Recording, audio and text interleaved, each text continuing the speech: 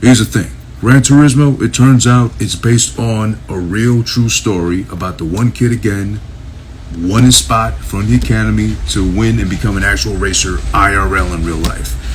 Now, from there, I would have thought maybe, this is me thinking, kind of the way it was shot leads up into what we get eventually with the rest of the movie, it would have been a better sports doc, or, like a profile on the kid who actually did it in real life, talk to him, his parents, make it like an hour, throw it up on a streaming service. Gran Turismo, the real life Gran Turismo, whatever the fuck. Surprisingly enough, they were able to punch up a script, get a good enough cast to make this happen. Again, good or bad, great, not so great, whatever. We'll leave that to the very end.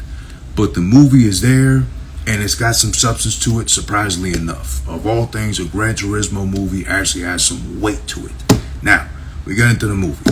Okay, I like how it starts and it opens off with the actual creator of Gran Turismo, the game series. Basically, he wanted to make a game that was easy for everybody to jump into, but was loyal and paid homage enough to those that love cars like that, where it was the first racing simulator made available in the game, of course, for you to play, pick up with your controller, and do what you want with it at any given time. That's cool. Again, that's where I think they could have really stretched based on a true story with the honest origins of the game franchise itself. Because you think, oh, it's a video game movie about a game that becomes a racer. Most of it's going to be terrible green screen, CGI, whatever, bad acting, cheesy lines, over dramatic for nothing. Oh, I dropped my controller, now I got left joint stick drift. God damn it. There goes $90 down the drain for another controller to repair it, to replace the one I dropped and fucked up, kind of thing. No, there is a story behind this, so just stay with it. Okay, basically a kid, he's so good at Gran Turismo, like he can't do anything else but function properly or go throughout his day without playing Gran Turismo for a set amount of hours. His dad thinks he's a loser, mom's is worried because he's not going to college, but he's also not doing anything else with his time constructively outside of getting really good at one particular game, to the point where he's one of those, which I'm sure there's many out there, and maybe if I was more committed to Gran Turismo like that, I would probably get the pretend the game racing wheel with the pedals and shit. He has that, so he's really committed and invested into that shit, except anything else. No college, no nothing, not even girls. He's like too fucking into being a racing simulator at home, at the comfort of his fucking gaming chair, pretty much. Mom's is worried he's not going to do anything with his life, but she's not judging him. The parents, in the movie at least, come off as really soft and pushovers. Surprisingly enough, fun fact about the mom, of all people, it's Jerry Halliwell, aka Ginger Spice, the redheaded Spice from the Spice Girls, who was an absolute looker back in the day. Chef's kiss to her back in the day. One of my favorite gingers. But she looks completely different in the movie. I did not recognize her until I saw her name in the credits, and I was like, wait a minute.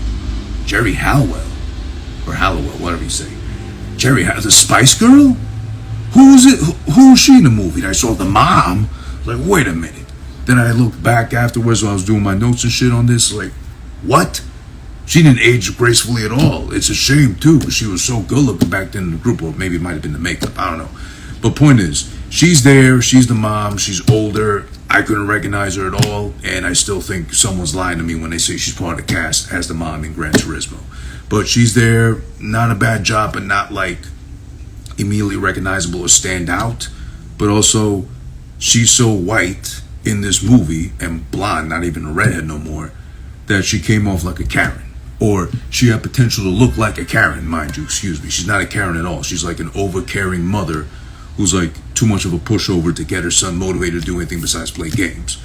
But with that being said, again, I didn't recognize her, so it was a shock to me when I found out that was Ginger Spice of all people that did that. Also, mind you, since she's the mom, or the mum, this is all based in England, or is it the United Kingdom? Is it England? Is it Britain? I don't know what these days no more. But it's over there. The kid is good overseas, over there in England, tucked away in an island, pretend driving for hours and hours upon, day in and day out, right? He gets really good at it. If we gotta move on to the kid actor, or I guess the young man, I don't know how old he is, he looks very young. I didn't like the actor too much. I think he could have done a better job. It's not bad, it's not like terrible or nothing, because then again, it's a Gran Turismo movie. How you don't need to be an A-list actor to like really carry, the whole weight of Gran Turismo on your shoulders like that. Then again, he's very frail and lanky and tall. I didn't like him so much. And also, his voice is a severe mismatch to what he looks like. Because he looks like he's going to sound like John Legend. He's kind of built and kind of looks like him a little bit, just really like kind of stretched out vertically. But then you hear him talk. He talks like this. He talks like, Mom, Dad, all I ever want to be in life was a racer. And this is my chance playing the game to be a racer. He sounds like a bloke stumbling out of Wembley Stadium that just recouped from being in an IR lung for most of his life. It's a severe mismatch. So that's kind of what threw me off. I guess maybe that's why I couldn't take him serious either, the lead kid playing the protagonist. But besides that too, Orlando Bloom's in it. He's like the head guy at Nissan Europe. Or for some reason in the movie, he says it, and I think a couple other people do too. This is NISS-IN instead of Nissan, like we do here in America, because, God bless the USA. But I don't know what the correct pronunciation is anymore, and I'm not gonna take liberties to say it's Nissan, damn it. But that's the first time I've been exposed to NISS-IN. So I don't know what makes sense anymore, which way is up or down, but according to Orlando Bloom, his character in the movie, it's NISS-IN. So if we remember to say NISS-IN, we'll do that. But if not, then forgive me, I'm only human and American, by the way. Proud of it too. He's the marketing guy in NISS-IN Europe that comes up with the idea of, this is crazy. So this might have been where it all stemmed from. And if it is crazy and kind of genius, but also kind of insulting, I guess, to the demographic they were aiming towards. Apparently he came up with this concept of there's 80 million virtual car nerds out there that love Gran Turismo so much, then NISS-IN could turn them into potential buyers if they were to get them all to compete in a virtual contest to determine who's the best out of all the pretend drivers, to turn them into real life racetrack drivers. Because then they'll be like, oh, he's one of us.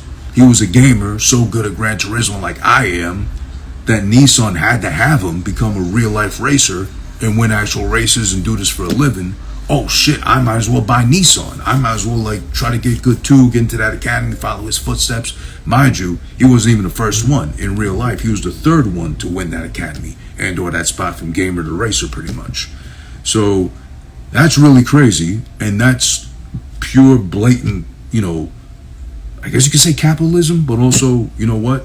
It's kind of genius too, because he's like tapping into an untapped potential market and convincing all these guys when they're done pretend driving to real drive, vroom vroom, in a Nissan of all things, or NISS-IN of all things, right? That could be it. And again, I gotta stress with the NISS-IN thing, I think foreign or non-American speakers are really abusing their pronunciation privileges. I'm just going to put that out there because I've always known the Nissan. Now all of a sudden, according to Orlando Bloom of Gran Turismo, is NISS-IN. So whatever. We'll just take it for what it is. So with the kid, day and night, getting really good at Gran Turismo of all things and or pretend racing, the parents do nothing again to step in or stop his ass from actually doing something else in his free time. All he wants to do is sell underwear at a garment store, come right back home, play his games. Which, you know what, at least he's making his money. Hopefully he's not too much of a financial burden on them, or he's at least paying something called rent, perhaps. And or just spending his time, playing a game. I mean, it's better than doing drugs or going out drinking and getting girls pregnant and having to, cough up money enough to pay rent for a flat, because again, England, and do that and live life as a young adult. No, at least, he's playing his games, but he's doing absolutely nothing else pretty much. But the parents are such pushovers, they do nothing else to stop him. Because I remember when I was younger, my Nintendo, my Genesis, and or specifically my Nintendo 64, if my grades weren't up to par or my mom was in a bad enough mood that day, she would stop hitting me when she had the chance to, because I got too big and I was able to deflect her, little love taps and shit. She would hit me where it hurt most, and she would just either leave my 64 right there, but take away the power cord so I couldn't plug it in, obviously, or the AV cable's worse, and just put them somewhere I couldn't find them. And then there was the headache, the dilemma of it's right there to use if I really want to, my free time, which is not at home, but I got nowhere playing it because she fucking took away the cables, the essential part I need to actually do it. Or I remember one time when we got we got one of those old ass like CTR monitor desktop computers, because she thought she got a great deal on it. Apparently it was used as fuck, but whatever. Because my grades apparently weren't so good according to her, she grabbed one of the bigger laundry bags and put a whole bag over the monitor and tied it like 1,000,000 times. So my only option would be to cut through the bag if I wanted to use the computer and or the monitor specifically, and then risk getting beat potentially, or really getting something taken away from me dramatically if I even did that. But growing up with ethnic mothers is a whole fucking stress within itself. And more proof that these parents are pushovers, especially the dad of all things, who seems to be the most concerned with him not doing nothing with himself, that it gets to the point where, because his younger brother tells him that a certain girl he likes is going to be at a party, but that's going to be outside by the docks, and they have to obviously steal their parents' car to get there in the first place, he gets convinced by his brother to go out there. They drive out there, they're smoking, they're drinking, they're snorting, they're shooting, off screen apparently, but most importantly, he's there on his phone watching footage of other gamers playing Gran Turismo better than him and trying to see how he can get better, until the girl finally approaches. They start talking, blah blah blah, dee da da da. What's your life like? Oh yeah, I pretend to race all day, I'm really good at it though, so don't judge me, please. Cops pull up, they got a break. They do, but then they get pulled over because they're young and dumb and driving too fast in like a school zone or something. And of course the movie gives us a chance to see the first real taste of speed we get in a beat up little jalopy looking ass thing. Him, the brother, a friend, he's driving of course. He says, you know what, I'll go take my chance and I gotta live my life, bloke. And fucking floors it on the pedal. We get a good enough chase scene, cops against these kids. He's able to fucking break away from them, hide, and make it back home, apparently almost free. But dad's out there waiting outside for him in the park. And in the midst of things too, he fucked up one of the rear view mirrors. He scraped the car and shit. And the dad doesn't even punish him, doesn't even do the first thing I would think would make the most sense and take away the whole gaming setup, at least the gaming chair or something. No, he takes him to work with him the following morning, the morning of when he got apparently so good, he got an invite from the developers of Gran Turismo to go to a virtual cafe to compete to see if he'll qualify for the GT Academy, the Gran Turismo Academy, to be a real life driver, racer, whatever. The dad is so much of a pushover. Not only did he barely put his foot down by saying, wake your ass up early, you're coming to work with me on the train yard and hitch train carts together for a living, or until you get your shit together, basically, asshole. No, he gets the ding from his friend, his text, saying, hey, the shit's about to start, be there or be square, basically. And he ups and leaves. And the dad does nothing. The dad turns around, he's not there no more, he's not freaking out, like, you fucking piece of little biracial shit, whatever, I made you with your white ass brother, the least you could do is fucking look up to me, the big black man and shit, holding this whole fucking household together and shit. No, he does nothing. He's like standing there with his fucking hands up in the air, like shrugging his shoulders, like, what am I gonna do with this boy, right? Ha ha ha. Mind you, this is supposed to be like, what, the early 2000s or something. The kid is that age apparently, so what the fuck? You could have still, I'm not gonna say endorsing beating your kids, but at least you could smack them up a little bit, smack some sense in them. But no, dad's a pushover. The kid makes it anyway to the virtual cafe to play the race. Of course, with this being a Gran Turismo movie, he's good enough to qualify, move on. He gets the tap to go to the fucking academy. Is in the academy. The academy does a disservice of not giving us enough racing action in the academy, of seeing like, how does the gamer mentality adapt to the actual on-track physicality of having a real wheel in your hands, an actual moving thing with so many moving parts in it connected to an engine that goes so fast, if you're not careful, you could die. We don't really get to see enough of it, but it's there. spoilers in advance too, or I guess it's a Gran Turismo movie, it should be a part of it essentially. The visuals, the footage, everything done that's involving racing and or moving vehicles is beautiful. Chef's kiss. It's beautifully shot.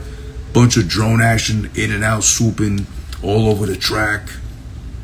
It's really beautiful footage. This is the kind of footage I would expect mostly from something as simple and or as stupid as it's gotten over time as the Fast and Furious franchise, because it's gotten to the point now where it really is a slap to the face as far as your intelligence is concerned, because now Dominic Toretto's at the point he's like a demigod almost. He's like clotheslining buildings out of existence, turning them into dust. He's able to fucking give a whole parking garage one good stomp in a crack that developed on the foundation and just bring it down entirely. Manhandle the rock, hook a crane to like 3 helicopters and bring him down in one yoink. And it's just insulting to the average viewer. Or if there are fans like that of the franchise, it's like, come on, really? Don't insult me like this. But what they lack is the actual racing footage, or cars going fast and escaping, boom, boom, boom, going all around. I would think the Fast and Furious would focus more on that shit instead of everybody being a fucking spy. Tyrese, Ludacris, the pretty black girl with the great head of hair, they're all fucking spies and know how to defend themselves magically like ninjas and shit. And they're also hackers and super nerds. They know how to defuse bombs.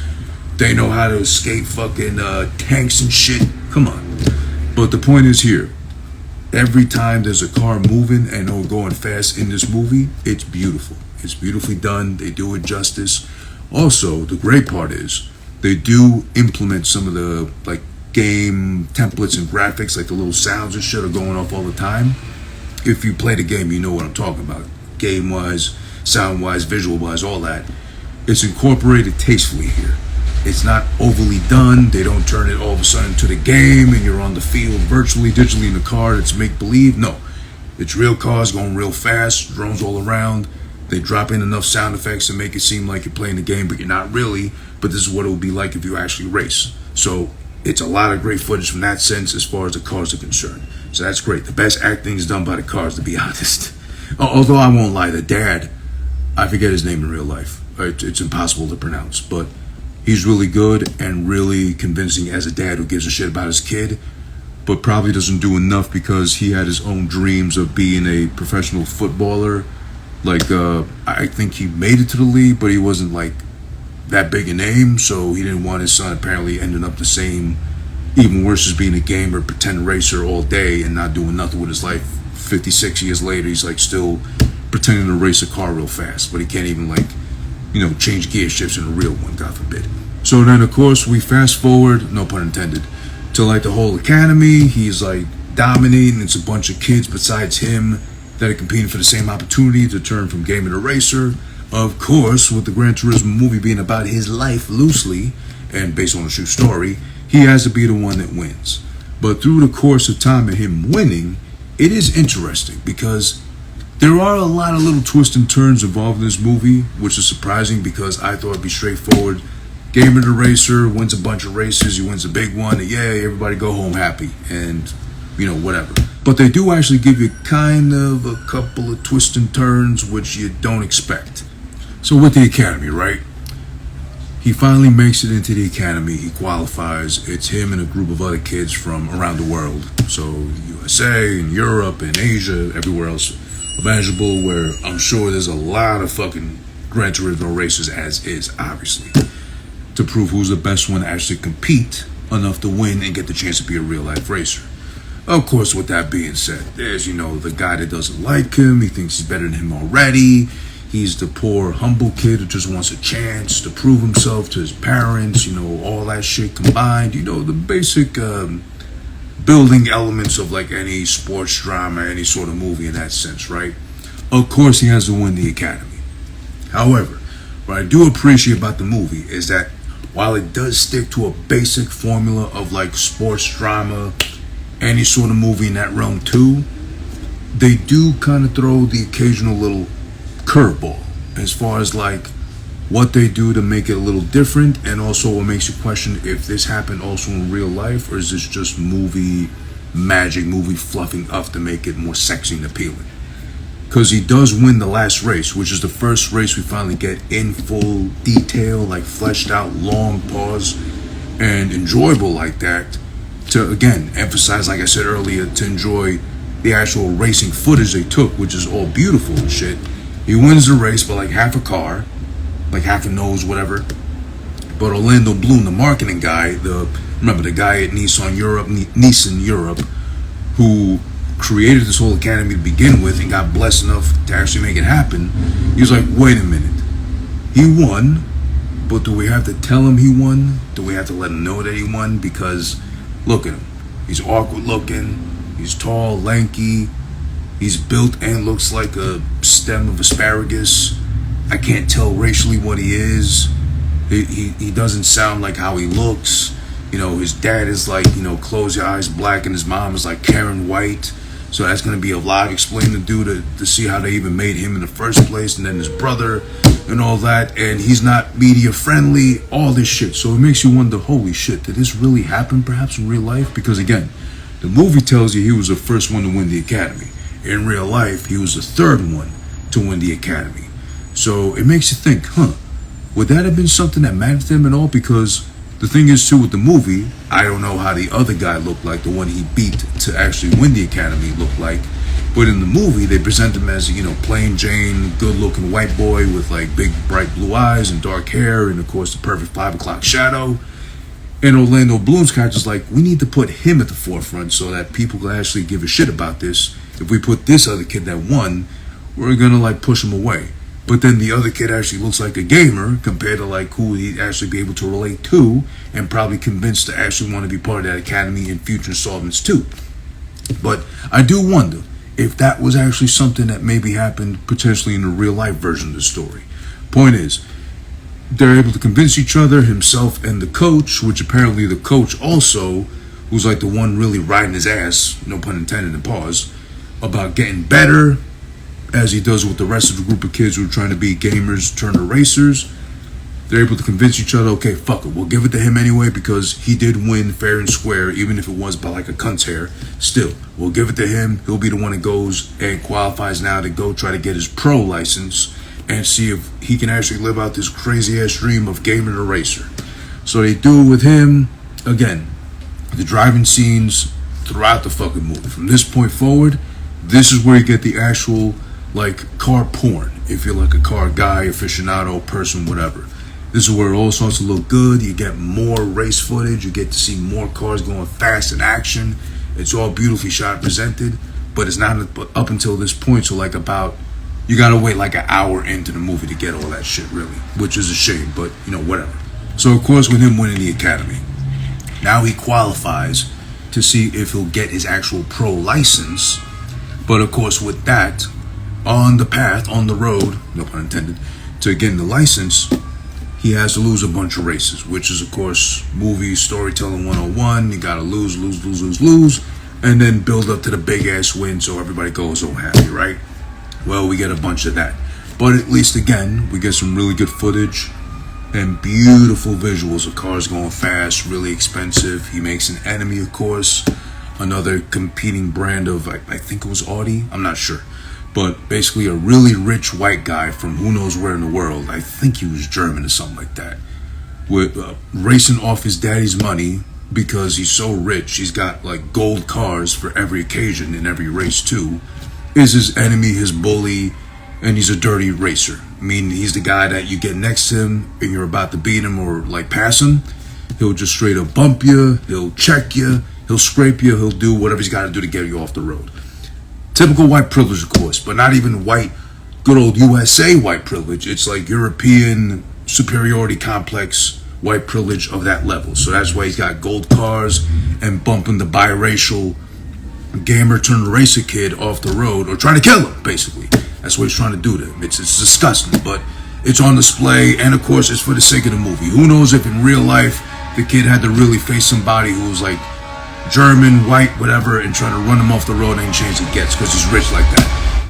There's a lot of little elements that come into play here too, which is all weird, and this really had to be for the movie, but who the fuck knows, basically. Alright, so like we were saying, right?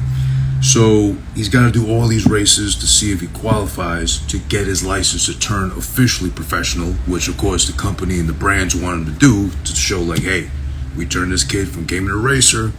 You can't beat that. It's like the American dream. Well, he's not in America, but like, you know, a kid has a dream and he's living it, goddammit. We're helping him to fucking spread his wings, fly, and achieve it.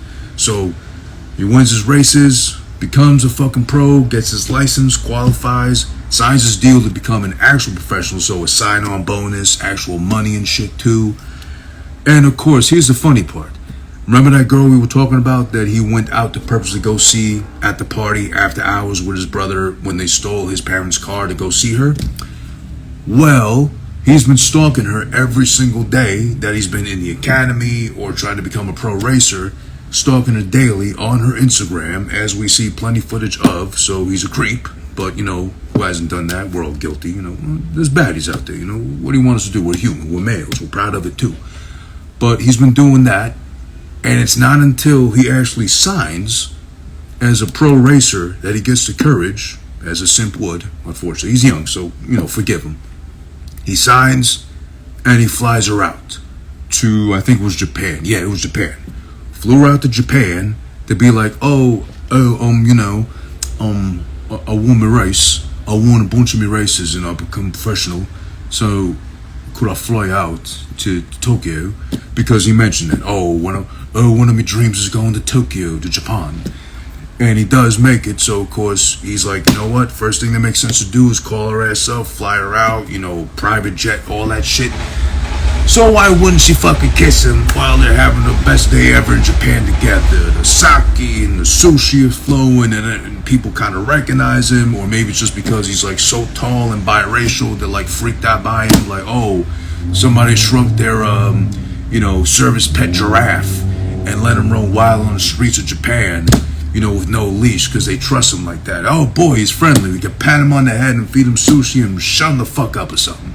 What's his white girl owner doing with him? I don't know, something. It was, I didn't get that part so much. It's like, why include that shit? I mean, I get it, you want to make it a movie, some elements of drama involved too, but basically he came off like a simp, like a cuck, whatever you want to label him as, flying out a girl. Of course, she's going to accept the invite. You're not going to fucking accept the invite to get flown out to Japan? You know, okay, if it's another guy doing it, I'm going to be like, wait a minute, what are you trying to do here? Because I'm not that easy to get, and also I don't swing that way, pal. Please don't do that. But if you're a girl, accepted an invite, well then, you know, at least you got a couple of days worth of Instagram stories to share because you're around Japan for free. And of course, in exchange, you would hope he gets a kiss, but he does too in the middle of like a club floor out in Japan. I don't know. It's all... There's some parts of movies I don't love, obviously. That's one of them too. But whatever. That had to be forced in for whatever reason. So now, with movies, of course, and them telling the stories how they choose to, not always loyal to the source material, as we know, especially since there is none with the game involved, but there is an actual story of the gamer turned racer, as we got to keep stressing this whole time. He's still got one more race or a couple more, but this is a big one that comes up before he goes off to Le Mans, the 24-hour race in France, where he didn't really compete in up until this point, but whatever, we'll get back to that later. He's off to Germany to race there, and while he's racing there, at one big sharp turn with like an uphill thing bump, he flips out. The car flips out a million bunch of times, I guess because he's tall and lanky. He's shooting all over the inside of that shit like a goddamn game of Pong, back and forth. Dunk, dunk, dunk, dunk, dunk, dunk, dunk. He really feels it. He gets banged up. He's not dead. He's just injured, obviously, and scraped up and shit. But in the midst of everything, in the midst of losing control, flipping out of control and shit, he took out a spectator. So he's a fucking murderer on top of all things. But he's biracial. He's half black, half white. So who's really going to blame him? Or are they going to try to convict the black part only and then let the white one go? That makes no sense. Either way, he's laid up in the hospital. Orlando Bloom, his coach, there. They're like, listen, kid, you didn't mean to do it on purpose, but by the way, you killed somebody. Dick face, going out of control like that. He's like, no, how could I? Oh, God, get out. He's upset with himself. He's devastated. He killed somebody. Now he'll never have a clean record ever in his life, except due to the fact that he's now a professional athlete. He's a professional racer. So, of course, the company has to do their part to be like, oh, you know what? Our bad. That happened. But then again, maybe you should have been sitting so goddamn close. Which is funny too, because I've seen that plenty of races where the probability of that happening obviously is like kind of 1 in a million. But it could happen, and if it does, well, who do you really get the blame besides the person that was a little too close to the fence and really wanted that great a view for like Instagram later that day or Threads or TikTok, whatever you're into, and then boom, you end up eating the whole fucking front grill and bumper and taking that with you to the grave on top of that because you get smushed to death or burned to death or however that person died. They don't show it, obviously, how the spectator died or even give the name up, which is weird because it did actually happen. But the thing is, the movie takes the liberty of switching, you know, how events actually occurred, because this happened apparently years after he already became a pro racer, and like he's still doing now, I believe he's still pro racing. But they incorporated this to lead up into the last race that he really wants to win and prove himself, Le Mans, a 24-hour race in France, at his request, a real-life racer. He said, I want this to be in the movie to, I guess, emphasize the dangers of driving too fast in souped-up vehicles on foreign tracks that I've never been to besides that one time in my life where I'm actually racing on the fucking thing, and it happens. Which is weird, I think, commendable, sure, but then it kind of just throws the whole story around like scrambling like eggs, because then you can't make sense of, well, if you read about it afterwards and that happened way after the fact to the point where it doesn't even matter, not to say that losing a life like that doesn't matter or a freak accident isn't like something that matters, but if it didn't happen in the course of the story building up to it, why are we getting that now? Because they don't pay homage. I sat through the credits, they don't pay homage to the victim, that I saw at least. They don't name them, or they don't, you know, include like a little sorry or a picture of what happened. So like, I get it, but that was really just the movie abusing its privilege of telling the story how they choose to. Whatever. Movies are gonna movies, right?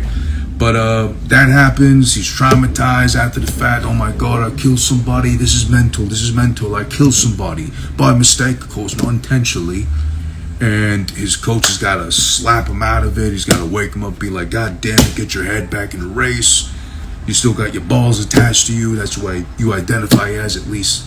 So he takes him back to where the action happened. This is what happened to me too. Funny, similar enough. I was going to be a racer, but I killed somebody by mistake, of course, just like you did. But at least you got the benefit of being biracial. So if I'm a big fat white guy doing it, I'm an animal, I'm a monster, I'm taking advantage of my white privilege, but you're biracial, so you can get away with it. So get the fuck out of your rut and get back on the fucking track and start racing again. They call up two of his buddies from the academy, the white guy that almost beat him but came in second place, and then some other kid too to help him out, because I didn't know apparently that with Le Mans. It makes sense, so forgive me for being dumb. Le Mans is a 24 hours race that goes on in France, where it's not one racer that does all the 24 hours, obviously, because then people would just like kill themselves or die in the middle of racing if they had to do that. So it's a 3-man team, apparently. They all switch off every 3 hours and do it that way. And I also thought Le Mans was a whole nother thing, but apparently it's not. It's just one track for 24 hours, like in hundreds of laps. But apparently also Le Mans isn't the race that he actually proved himself to be a pro racer like that in. It was something that happened in, I think, Dubai, if I read correctly. And he didn't win it, he won 3rd place. Because in the movie now, of course, it's the Gran Turismo movie, why not?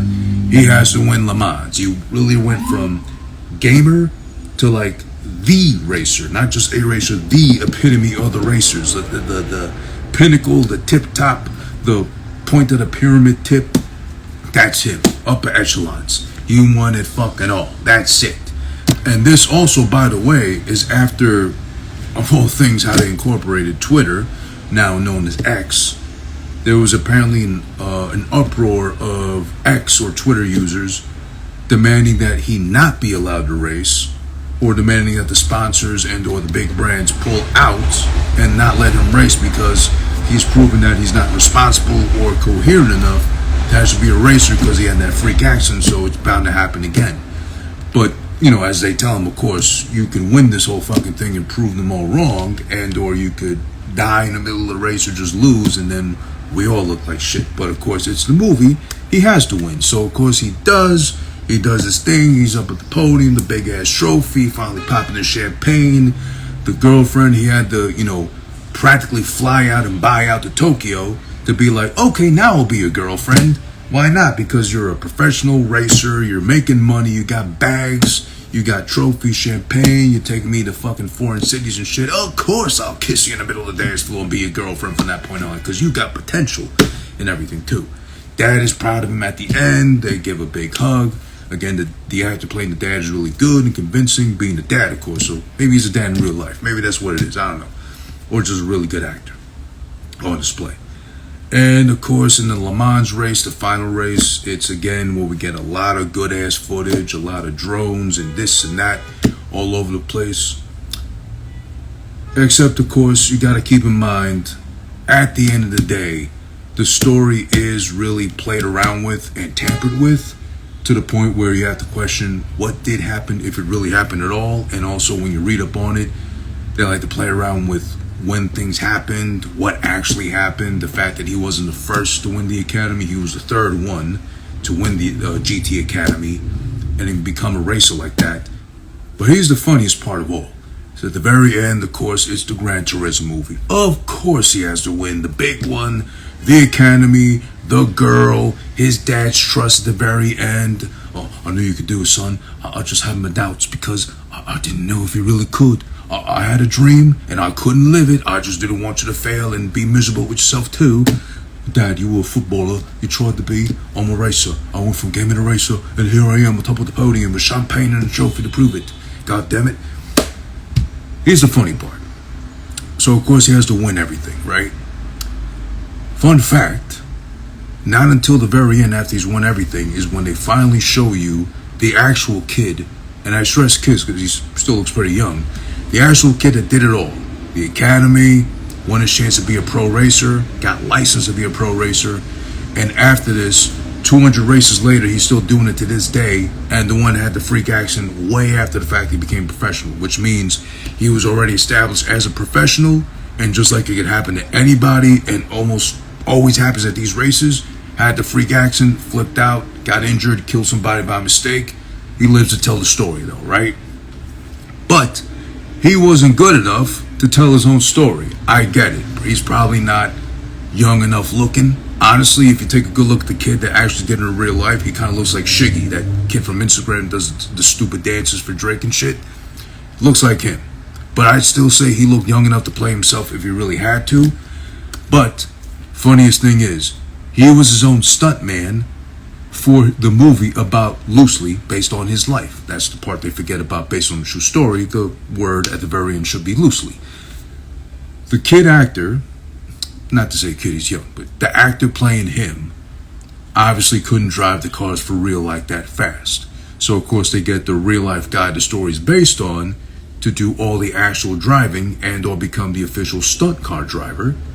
So he's playing his own stuntman for the movie based on himself to protect the kid who's pretending to be him from doing the actual driving that only the real life version of him is actually able to do in real life, because he's done over 200 races by now professionally, by the way. Funny how Hollywood works. I would have maybe taken a stab at giving the actual kid like a role or something of some sorts, or some sort of on-screen nod, homage to him for actually doing it. But you gotta wait until the very end to even see footage and or photos of the actual person that did it in real life. But that's what Hollywood's gonna do in this case. That's what Sony Pictures is gonna do in this case, because that's the end of the Gran Turismo movie. What are you gonna do about that? But at the end of the day, what am I gonna say about the Gran Turismo movie? Did I enjoy it? Did I like it? Kind of like it? Hate it? What? You know what? The only thing I really hated about this movie is kind of how predictable it is, one, and two, how long it is. Pause. It's 2 hours and 15 minutes unnecessarily. I don't know if you feel like, I'm sure other people do, where like, we pay enough for movies, there's inflation, so I expect if I'm going to pay like almost $20 for a movie ticket, I should be able to, one, enjoy the movie, and two, have it run long enough where I'm able to feel like I can justify my purchase, the amount I spent at least to watch this thing. No, I'm still at that camp. I don't care if I pay $20 or something for something. If it's an hour and 30, hour and 40 of a solid, good movie, and I enjoy myself, I'm fine with it. I don't need to pay $20 to feel like I need this shit to be at least 2.5 hours long to justify my expenses. No, have it be good. Let me enjoy myself. I'll pay the cost, whatever it costs. Do I come from a time where I remember movies costing like $6, $5 per ticket, depending on the day of the week you went? Popcorn costing a lot less, soda costing a lot less? Sure I do. But the reality is, that's just what it is. Inflation is a bitch. We're gonna have to fucking take it on the chin on every single fucking purchase we make from now on, especially in the goddamn movies. But that's something that's never justified. A movie being way too long, much longer than it needs to be. In this case, that's my only real, I guess, beef with the movie. It's too long. They could have cut out a lot of the fluff, the family involvement. They could have really taken out at least like half an hour, bring it down like an hour 40, hour 45, put in more racing footage because it's Gran Turismo, for God's sakes. We're there for the cars. We're there to see how fast people can go in the cars without killing themselves and or killing others, except that one time he killed the guy, but that was my mistake, of course, so forgive him, and all that shit. Again, most of the cast is good. No problems, no issues with the cast, except for the lead kid. He's not great. His voice is a mismatch for how he looks. I'm sorry, I hate to seem like I'm picking him apart, but he is built like a toothpick too, so maybe oddly enough, that's what it is. The races are really beautifully shot. The footage of cars going fast, any point of cars going fast in this movie, it's beautifully done. Kudos to the director.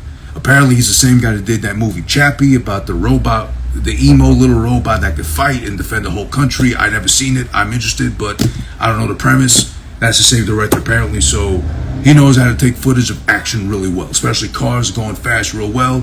That's his field of expertise. And again, I can't stress enough, I only wish the selling point of this thing would have been like, this is based on a true story, instead of just giving us a generic ass gamer turned racer as they do with the trailers and all the ads building up to it. They're kind of failing at that end. So I got a feeling that maybe this movie, and especially now because there's a lot of advanced screenings like I got to see before it actually officially releases on August 25th, I think this does not have the potential to do really well in the box office, unfortunately, because at the end of the day, I still also think this could have also been maybe good enough to be a documentary. Throw it up on a streaming series, focus more on the actual kid that did everything as this movie is telling you he did, even though they play around with the time and events occurred of everything involved. This could have been a really way better documentary focusing on the kid, taking footage of him actually being good at the game, footage of him actually racing because he's done over 200 races. Somebody's got fucking footage. Sony can pay the rights for it and do that. That's just me though. But at the end of the day, it's too long for its own good. 2 hours and 15 minutes, asking for too much to be patient with Gran Turismo in the movie. But at the end of the day, what am I going to say about the movie score-wise and be honest with as far as like how I feel about the movie? I'm going to say out of a possible 2. There's on-screen death implied because what was really cool to see was King Boo and King Babam at the wedding, as they would, since, evil supports evil, I think is one of them said. So they have to light King Babam on fire and set off his fuse, and he's like so stubby and short-armed he can't reach the top of his crown to like get to the fuse and put it out. So at some point just like gives up, puts his arms out, and he blows up. So did he go up by suicide or did they kill him, basically? Okay, there's death after all in the Super Mario Brothers movie. So you can't really complain about that. It's not really full on a kid's movie like that if they got on-screen death, even if it's a made-up character, not human, and no guts and nothing, flying all over the place. After all, it's just TNT or dynamite or whatever King Babam was made of. But at least a proper use of a Babam. I gotta give this one a 1.25 out of the 2. Yeah, I'm comfortable with that. I'm not gonna say 1 out of 2 because it is good while it's predictable, and a lot of shit when you read after the fact was made up and or just changed to be convenient enough to be a presentable movie like that.